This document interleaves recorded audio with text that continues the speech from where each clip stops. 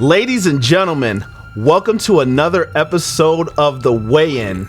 The Weigh-In. The title of today's episode is your favorite movie to watch on Halloween. It's a great call, and we all have our favorites, obviously. There's so many good ones. So maybe you folks will let us know what you think. But in the meantime, we're going to tell you what we think. Absolutely, so we came up with this episode because we were thinking that 2020, Halloween being all but canceled because of COVID-19. If you're gonna have to be in the house, with the people that you love and trust, what better way to spend that time than to watch a fantastic Halloween movie? Great call. Again, another great call.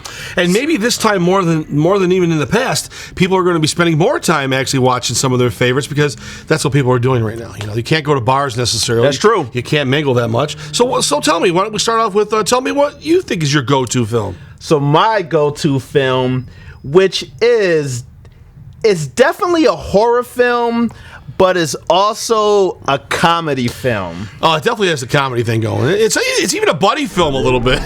It's Army of Darkness. Oh yeah. If you have not seen this movie after you get done watching this episode, you have to go and get it. It's phenomenal. So it came out in 1992. Yep. Directed by Sam Raimi, who is famous for a little franchise known as the first OG Spider-Man franchise. Yep, exactly. It stars Bruce Campbell and Embeth Davidtz, who I always thought looks like Sarah Paulson from American Horror Story. Yeah, it's a little quirky looking. Yeah, but a phenomenal movie.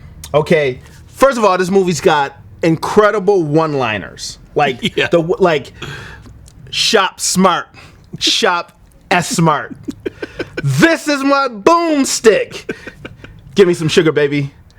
There's so many phenomenal, funny one-liners, and to me, I always thought this was a very slapstick, very physical comedy movie, and Bruce Campbell does an incredible job pulling this shit off. Oh, he absolutely is phenomenal. Did Sam write the script for that too? I'm assuming he might have, right? Yes. Okay, Sam is really quite good in this too, the way he pulls it together, because all the things you think about that you could do is by breaking down the that era they're in, that Knights in Armor era. Mm-hmm. I mean, they're just a bunch of dumb fucking bumpkins, more or less, right? Yes. So here's Bruce, cocky guy, wise ass, whatnot, and he's just trying things on him, and some they fall for, and some they don't. And it was so entertaining. It's really a well-balanced movie. You can't get enough of this movie. There's a part where he loses his hand and then he inserts a chainsaw. Then he's got the metal hand.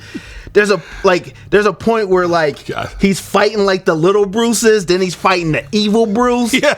There's the witch. There's so many great jump scares in this movie as well. It's still horror based. Yeah. It still has the mythology of horror in it, but it's a hilarious movie. I used to, back when I was working overnights at Tops at the supermarket, I used to watch this movie every single day or every single night before I went in. Every single night. I'd party a little bit, you know what I mean? Wink, wink, camera. Wink, wink. And then I would watch this movie. It never was not funny to me. Never. Because you keep finding more lines. There's different levels. Yes. It's all this subtext going on. It's really quite good. And what I also think that's very charming is the fact that it didn't have the big budget or the advanced special effects. It was a lot of the old school Well, that's an era of in-camera effects still. So yes. There's a lot of shit you got to do, real fire or whatever it might yes. be. But it makes the director and the filmmakers and the actors, they work a little harder. Yes. They don't get lazy. They don't rely on we'll fix it in post or whatever it might be, right? Yeah, exactly. But I would want just one more time, I want to give a salute to Bruce Campbell because he really, to me, this is almost his best film. It could be very much. I mean, because the first one where he goes that far with the comedy. Yeah, because the first two, and this is still connected to the Evil Dead series. Yeah. So Evil Dead 1, Evil Dead 2 are traditional horror movies. This one, they just went balls to the wall with the comedy. and like it's just so funny. Well, it's amazing too about like Evil Dead 1 is a little bit more of a lower budget, was more of an indie film, right? Yeah. And that's kind of like straightforward horror. They got the Necronomicon and all that stuff going on. And the second one is kind of a bit of a remake of the first film. Yes. They're doing the same thing. And in that film, Bruce starts to actually play around with the comedy. Just a hit. Just enough. And then he obviously takes to the nth level, the nth degree over here, right? I love this line here, man. Groovy bad, I'm the guy with the gun. I'm the guy with the gun. Dude, it's such a good movie. So, jeez. What would be, so that's mine. Army of Darkness, my man Ash, like, oh my god, like this is one of my favorite movies of all time. Like I love this shit. I'm probably gonna watch this shit tonight. Well, what about some elements in the film that I actually noticed also? Like I noticed that there's some influence, like there's some Mel Brooks influence in there a little bit. Definitely a lot and that's that slapstick you were talking about. Yes, that's definitely that Mel Brooks kind of comedy, that slapstick, Blazing Saddles, like all that good shit. Young Frankenstein is a great one with tons of fun, Damn, yeah. Good stuff. And it's a movie that's aged very well. Like, it's still funny. And I'm not saying this because, I'm not blinded by nostalgia on this one. Like, it's really a hilarious, funny movie. Well, that's a great topic you brought up today, and I'm glad, you brought it up. I'm going to have to probably catch this film again. But if anything, I might fall back on what I like to watch a lot, too. Tell me, hit me. All right, so what's your Halloween movie? Well, I like this one because there's this scarecrow in the pump, not the pumpkin fields, but in the grass fields. In the grass fields, he's in the cornfields, and the film is basically called Pumpkinhead, basically. Oh, Pumpkinhead! Pumpkinhead That's really works, a good one. It is good. It's from 2008. And it's a really good film. The monster is absolutely fantastic. And if you're going to make a real great monster, who else is going to make the greatest monster of all time? Stan Winston. Stan Winston. The Queen Alien. Oh, okay. Obviously the Terminator. Oh, Stan Winston. Before he created all of those. He created all those characters. Yeah. Wow. Now in the salute Sam Winston. May he rest in peace. Also. Oh, rest in peace. Yeah, he died. He died in 2008. Oh, wow. Okay. And the film is actually a little earlier than that. It comes out in 1987. Oh, okay. And here's the neat thing about it. That was his directorial debut. So, prior to that, he popped his cherry. Yeah, he did a great job, and everybody on the film really loves what he did for his first films. The lead actor is Lance Henriksen. Plays the father who loses his child in the film, gets ran over by a motorcycle dude. I remember that. Yeah. I remember that. And then they got to go talk to this witch called the Haggis. Yeah, the Haggis. I remember that. And then they feed some blood to this little giant voodoo doll she has, whatnot, and that brings the Pumpkinhead to life. I do remember that. Yeah. And what's really neat about the whole thing is the fact that being his directorial debut, he spent a lot of time. He made sure that the character of the Pumpkinhead was designed the way he wanted it, but he's able to spend more time on directing, and everybody seems to love him as a director. But the film is a phenomenal film because the way it plays out and this Pumpkinhead character comes to life, it's really convincing. It looks like an alien style character. It's very big. It's got a great face. No, I remember that. That first Pumpkinhead movie, I know they came out with other Pumpkinhead movies, but that first one for me was like really the one where I was like, holy shit, what is this? Oh, it's a deep film. And when Lance Henriksen's son gets ran over by the cycle guys I mentioned. Yeah. So he realizes he's really pissed off. He doesn't know what to do. Then he hears there's a lady in the woods called the Haggis, and he's going to try to bring back the child. She says... That sounds like something like out of like some old mythology somewhere, like the Haggis. The word definitely sounds like it is, and I think it probably is based on something like that. But she tells him, you can't bring the character back. You can't bring your son back, but we can bring back a Haggis, which is this old character that can actually become a vengeful thing. Very similar to the Golem. Yeah. The Golem, they actually brought the Golem, they made the Golem out of clay, and that actually killed, there was a Jewish tale, and then they were able to bring the Golem back to actually take care of the vengeance and the revenge of the dead people and the child and whatnot.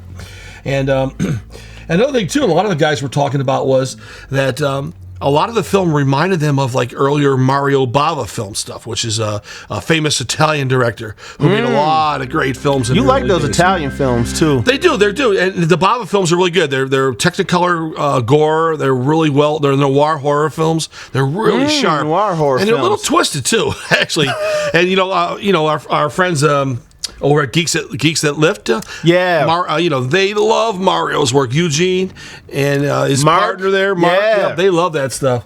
And that's a real interesting fact there, And it's funny, like when you think about Pumpkinhead and you think about pumpkins, like when you come out with a movie called Pumpkinhead, it's almost free marketing. Because pumpkins are synonymous with Halloween. Yeah. So like it's almost like, how could you not lose? Like how could you not win with a movie like that? But I remember that pumpkin was real scary and it was like spooky as shit. Well, that Pumpkinhead character actually starts to morph into Lance Henriksen's body, more or less, because Lance realizes that the longer he lives, the too powerful this character becomes, and he realizes the only way he can really do away with this thing is to actually, if he kills himself, he kills the creature. So he's kind of like, I don't want this thing to be out roaming on the earth. Yeah, because the haggis tells him that he has to give some blood, and they pour it in the mouth of the creature. Yeah, and it comes to life and whatnot. And he realizes it's really sort of him. You'll actually notice the face in the movie. You'll notice Lance. Oh yeah, I'm starting to get. It starts to morph into Lance. He's got the eyes and whatnot, so he knows he's about to lose his persona. I remember that shit was creepy. It's a creepy film, and check it out. Like, this film made a boatload of money, and this is what they made good money off that. It made great money off it, but this is the most mind-boggling thing. Okay. If you could even believe that you can make a film that good, even though it's an indie film, that film only cost $3 million. Whoa, $3 million? $3 million. They made more money off of this. Even if you made $75 million in 87, you're like filthy rich. That's ridiculous money if you count inflation. Yep. Damn. But everybody that was involved in the project was good from head to toe. Being obviously Stan had all the people working in his factory working for him, and he directed it, so they got a lot out of the movie. And it was shot on film, and it was from the era where everything was all in-camera effects, no digital. Now that's when it very effective. There's a guy in a suit again, which I'll take any day of the week than an animated guy. And now that's one of the movies where like, that is not one that you watch with the kids. Like you don't really watch like Army of Darkness with the kids, but you definitely don't watch Pumpkinhead with the kids. Like you watch the Charlie Brown Great Pumpkin, but like Pumpkinhead, hell nah. But I'm gonna have to watch that because I remember that being good. I remember all. Check those it out creepy, again. Yeah, revisit it. No, I was definitely a fan. I was definitely a fan of that. Now after that wrapped up, they actually came out with there was a Bloodwings sequel. That was the second one. It was actually the Pumpkinhead movies. Yeah, it actually was a different film, and they actually rewrote it overnight to make it a Pumpkinhead sequel. So it did not work. A third film came out called Ashes to Ashes, where they tried to bring it back a little more. This thing is nothing better than a sci-fi film, Saturday Night Special. Just not that good. Now, is this Sam Winston? Is this? No, he's off of these films by this time. Oh, okay. So he was not involved with any of the sequels? No, not at all. What happens is somebody ends up ultimately owning the rights to any kind of these independent films. Like the Bond stuff. Right, so that person was probably the executive producer. Maybe that person had $1 million into the film. Yeah. Owned the majority of the rights. So for a small amount of money, this guy keeps selling the rights, making money, but he doesn't really care of the quality of the films. So we're gonna lose. They start to drop. Yeah, the quality drops throughout. So by the time they get to the Blood Feud film, which is the last one, which they tried to bring back a couple characters from the first so movie. there was four of them. 4 Pumpkinhead movies? But there's really... I know, that's how good they weren't. I remember there being a sequel. I didn't know it was. I didn't know the name of it, and I thought I remember there being another one. I did not know that there were 4 Pumpkinhead movies. Hey, the best thing you need to have a little energy when you're making horror, when you're talking about podcasts and whatnot, little Halloween candy. Oh shit! Shout out Junior. He loves the Reese's. Oh, doesn't he? And that about wraps up, brother. Yeah, but I would like to say, like, as far as like a few honorable mentions. Mm-hmm. Huge fan of the Friday the 13th series. Jason is my all-time favorite, and I know I'm wearing Michael Just a Tip shirt. You can't see, but at the bottom it says Just a Tip. But the Friday the 13th franchise, one of my favorite franchises as far as any film to watch, and not so much because like it's because they are great films, but they scared the shit out of me as a kid. We've talked about this on and offline. The first one, which is basically Jason's mother, spoiler alert for a movie that came out in the 80s, but then you got Jason 2, Chapter 3. Those are very good movies. Then you get New Blood, and where Jason Reborn, where the girls got the telekinesis. Jason Takes Manhattan. You can watch all of those. Watch Jason Goes to Hell, Jason versus Freddy. But one thing that we do not watch ever is Jason X. We just disregard that. Is that outer space? Yes, I don't count that shit. That was not a Jason movie. Even though like the sequence where they catch Jason, I love that. It's a good sequence, but soon as they go off into space and he gets the tech and all it that, makes no sense. Get that shit the fuck out of here. But and I'll also say obviously the Halloween franchise. You cannot forget Halloween. I was going to mention that. The first two Halloween movies, awesome. And I'm a huge fan. I know it's very divisive in like the Halloween culture, but I like Season of the Witch. No, like actually, that's been reappreciated by a lot of experts. They actually kind of enjoy that a little bit now. I know because everybody was like, "Where's Michael Myers?" But if you pull that out, Season of the Witch actually works as a good horror film by itself. Yes. Like even the later Howling films are okay without not as good as the first one, but they're pretty good. But let me mention a couple films that also I think are special films that actually are worth watching around Halloween, and I've done this multiple times. Mm-hmm. Well, you've got Fright Night. Fright Night, yeah. American Werewolf in London. American Werewolf in London. Come on, everybody loves the first Jeep of Creepers. Oh, such a great movie. Sleepy Hollow's good. Sleepy Hollow's tough. The Howling. The Howling. That one scene where, oh my God. Oh, that's a great film. And, this always holds up. The 1969 Night of the Living Dead. It's still a great film. It's black and white. Still an amazing movie. Now, this is a little special film that I really, really like a lot. And a lot of people enjoy it. Maybe some of you haven't seen it. The First Phantasm. Ooh, good with movie. The metal ball. Yeah, real good movie. And last but not least, and it deserves a lot of respect, it's the same director, which was John Landis, who did American Werewolf in London. Thriller, the Michael Jackson video. Thriller. Yeah, gotta listen to Thriller. Ladies and gentlemen, that was the weigh-in. Happy, safe Halloween. Like, comment, and subscribe. Hit that like button. Hit that subscribe button. Yep. We're out. You. Give me some candy. That was good. Yeah. I had fun. You're sweating up a motherfucking storm. Yeah, I'm fine with that. It's summertime. Yeah, it's good. Good episode, bro. Yeah. I have fun with that. You covered it well.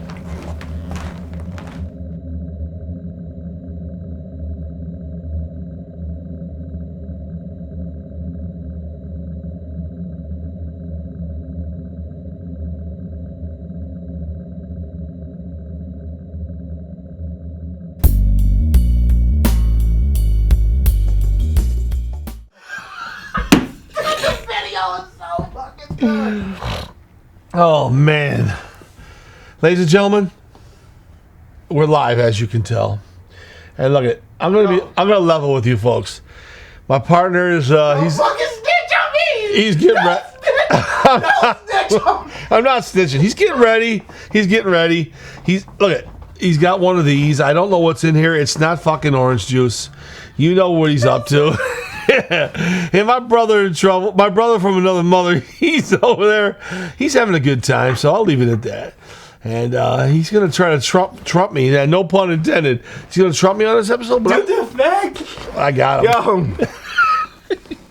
Yo, so ladies and gentlemen, welcome to another episode of The Weigh-In.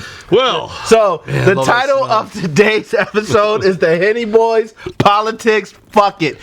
We've never done politics. We going in. Yeah. That's you're gonna Henny enjoy Boys, it. you know what's in the cup. You already know. You know it. Yo. All right. Just go. This is your lane, bro. Go. All right. Well, basically, last weekend, or actually, it started like Tuesday, I think it was, after one of these debate things or something. The president done come down with the fucking flu, right? But his flu is obviously COVID. It don't exist. It don't exist. It don't exist. Yeah. Look, today he came out in the car and he was driving around waving to his people, or was that last night? I'm not sure. The dude is really sick. He's not feeling well. He's an egomaniac. No, it's all about him. He says never look weak, right? Is that what he said? Never look weak in front of the public. You ain't Churchill, bro. You a draft dodger. The bottom line don't let this shit fool you. You're like, I know that you see this red, like, hold up. Don't let it fool you. Look, the bottom line, what I think is what's really going to really upset him the most is that our president is he hates to look like he's small in the face of the eyes. Napoleon complex. Yeah, he's got to look big. He's got to look healthy. He's got to look strong. It's the worst thing in the Giant world. man? When he had to leave the White House and walk towards what was it called, helicopter number 2? He had to wear a mask. Yeah, he had to wear a mask, and it destroyed him because he didn't want to look weak in the eyes of the public.